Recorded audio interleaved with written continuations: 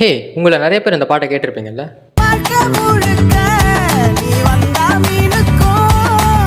இந்த பாட்டு வர படத்தோட பேரு இறைவி. பட் இந்த படத்த இந்த வீடியோ பார்த்துட்டு இருக்கிறதுல பாதி பேர் கண்டிப்பா பார்த்துருக்க மாட்டீங்க. ஏன் இந்த படம் இவ்வளோ அண்டர் ரேட்டடா இருக்குன்னு எனக்கும் தெரியல. பிகாஸ் நம்மள ஆனிமல்ங்கிற படத்தையே நேஷனல் அவார்ட் குடுத்து செலிப்ரேட் பண்றோம்.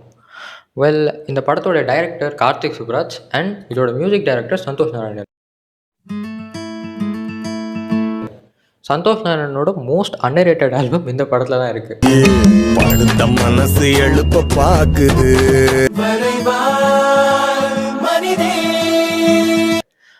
இந்த படத்தை பற்றி எனக்கு திடீர்னு பேசணும்னு தோணுச்சுன்னா இதோட பிளாட் தான். இதோட பிளாட்டை ரொம்ப ஈஸியாக இதோட போஸ்டர்லேயே எக்ஸ்பிளைன் பண்ணியிருப்பாங்க.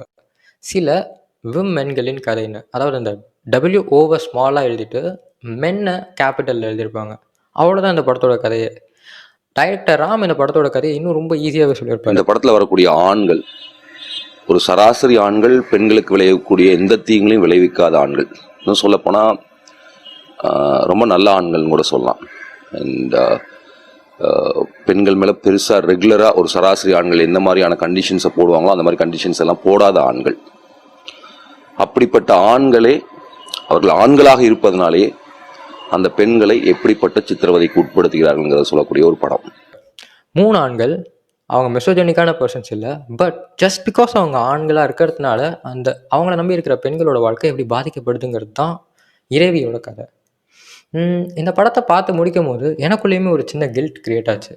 மேபி நான் ஜஸ்ட் ஒரு பையனாக இருக்கணும்னு நினைக்கிறதுனால சம்டைம்ஸ் ஏதாவது ஒரு பொண்ணு அஃபெக்ட் பண்ணியிருக்கணும்னு. இந்த மாதிரி 1 மினிட்ல நல்ல மூவிஸை பற்றி தெரிஞ்சுக்கணும்னு ஆசைப்பட்டீங்கன்னா subscribe to top.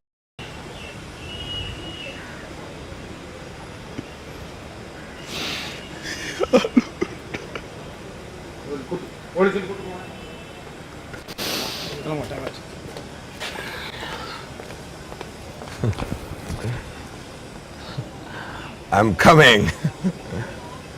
I'm coming. Okay.